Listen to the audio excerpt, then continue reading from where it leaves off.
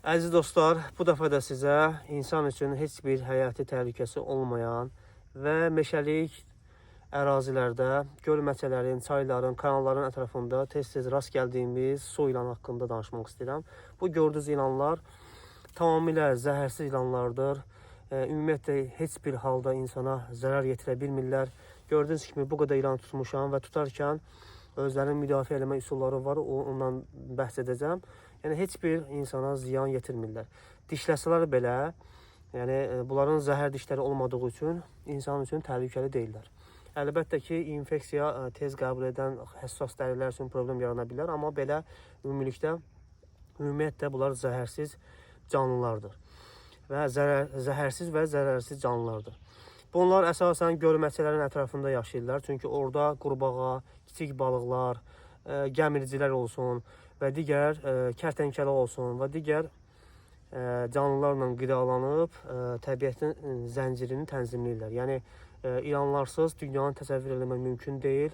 Ona görə bunlardan qorxmaq lazım deyil. Bunları görərkən, onsuz da bunlar bizi görərkən ərazidən uzaqlaşırlar. Çünki səsləri eşidən kimi, artıq ayaq səslərini eşidən kimi dərhal öz yuvalarına qayıdırlar. Təsadüfən bizə rast gələ bilər. Rast gələn zaman qətiyyən bizi qabaqlayıb bizə hücum eləməzlər. Heç vaxt bizə bizim olduğumuz bir düşərgə olsun, kamp olsun, onun içine girməzlər.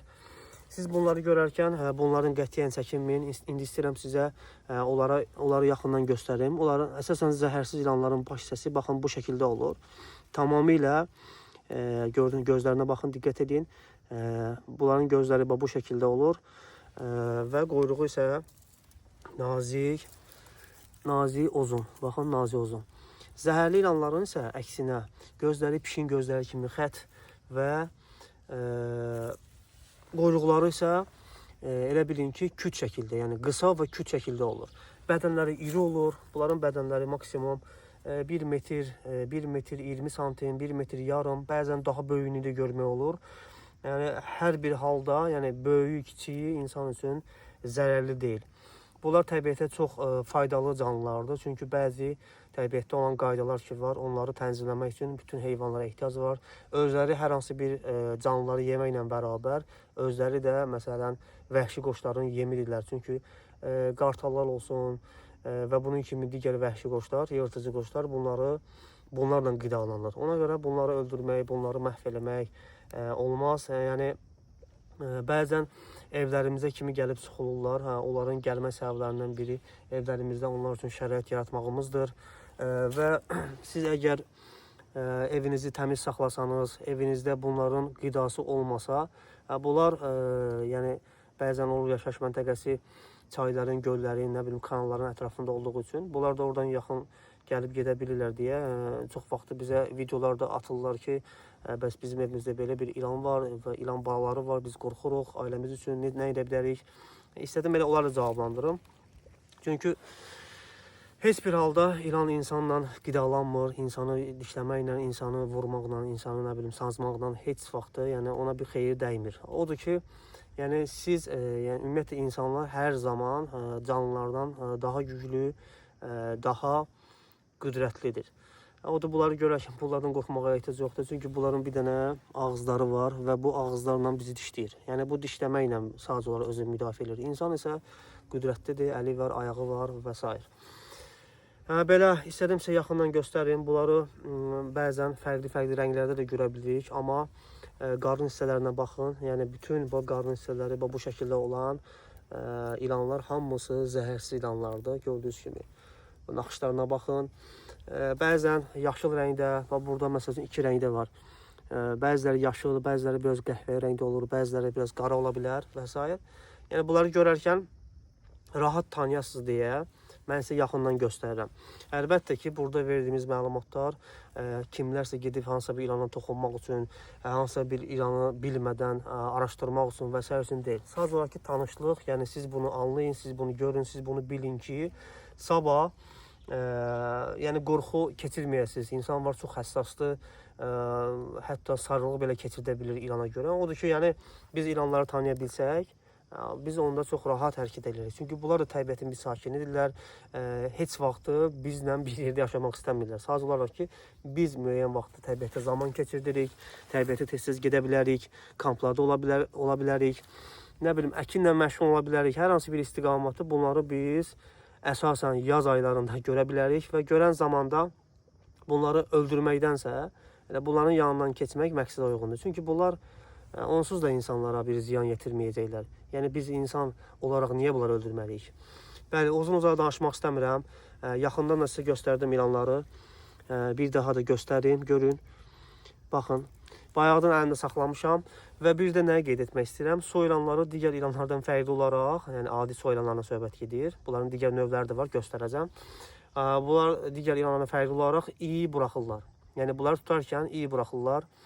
Özlərini ölülüyə vururlar və bəzən, yəni bunları qəzəbləndirdiyiniz zaman fısıldayırlar. Yəni fısıldayırlar, yalandan özlərini zəhərli ilan kimi göstərirlər. Yəni amma hər bir halda bütün ilanların xüsusiyyətidir ki, özünü müdafiə etmə qaydaları var. Bunlarda da yalandan özünü zəhərli ilan kimi göstərmək qabiliyyəti var. Bu da özünü müdafiə etmək üçündür. Yəni belə görəndə deməyin ki, su ilanı niyə belə hücum elədi? Yəni bu da hücum elədi. Mən çünki bunlara normal yaxınlaşmışam, normal tutmuşam deyə bunlarda bu dəqiqə aqressiya yoxdur, gördüyünüz kimi. Çox sakit qalıblar. Yəni saatlarla da mən bunları gəzirsəm, saatlarla da bunlarla video çəksəm, bunlar problem yaratmırlar. Belə ətraflı göstərdim sizə dostlar. Görərkən tamamilə həm məsləhət bilməzdik tanıdığınız və ya tanımadığınız bir ilana siz yaxınlaşıb onu tutasınız. Amma çox zaman bizə rast gəlir, daha doğrusu sizə rast gəlir və rast gələn zaman nə etmək lazımdır? Onu da sizə deyim.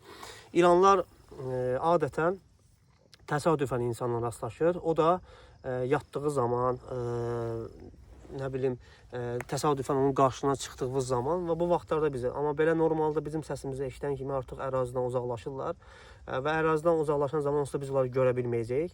Görən zaman oturub tutmaq, nə bilim, baxmaq, bu zəhərlidir, bu zəhərsizdir, falandır, filandır. Belə şey eləməyə ehtiyac yoxdur, çünki bunlar gürzlə səhv sala bilərsiniz. Bir də nəyə qeyd etmək istəyirəm? Qətiyyən siz ilanın böyüklüyünə, kiçikliyinə aldanmayın, çünki gürzələrin ölçüsü, yəni uzunluğu adətən qısa olur və daha qalın. Ola bilsin gürzə balası olar, səhv salarsınız hansısa bir zəhərsiz ilandan sizi öldürə bilər.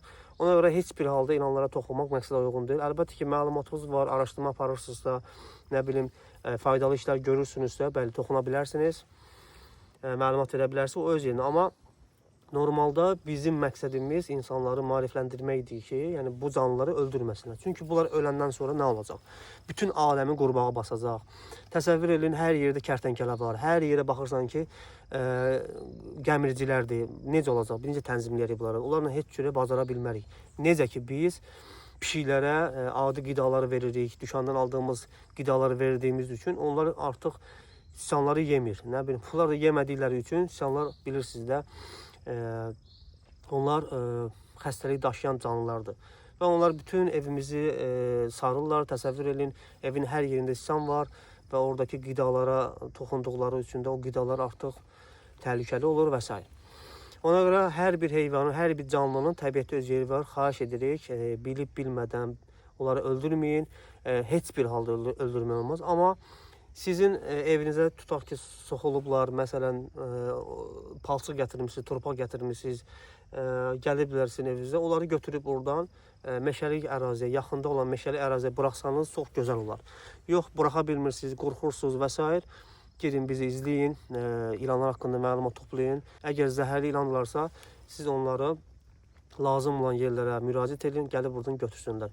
Məcburiyyət qarşısında qalsanız, onu da öldürə bilərsiniz, amma heç bir halda öldürmək yaxşı deyil.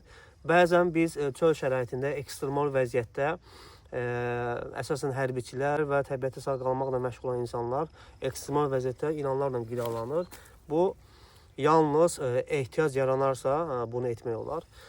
Bu, ilan ətidir, yəni başını qorxun kəsməklə bir miqdar məcburiyyət qarşısında qalıb yeyə bilərik. Əlbəttə ki, məcburiyyət qarşısında qalsaq. Çox zaman bizim belə videolarımızı görüb bizə irad bildirirlər ki, özünüz deyirsiniz, sonra belirsiniz. Qidalamaq başqa şeydir, öldürmək başqa şeydir. Çünki biz evimizdə saxladığımız çox canlılar ki var, onları öldürmürük. Onlardan sadəcə qidalanırıq. Çünki onları biz saxlayıb saxlamaqda məqsədimiz sağlam qidalanmaqdır. Yəni onlar bizim üçün yaradılıb və biz onlardan insan kimi istifadə edə bilərik. Belə dostlar, daha çox danışıb bu gözəlləri incitmək istəmirəm. İndi təbiəti buraxacağam. Düşünürəm ki, faydalı bir video oldu. Elə oldusa yorumları yazın. Biz isə sizin üçün araşdırmağa davam edirik. İndi mən bunları buraxıram.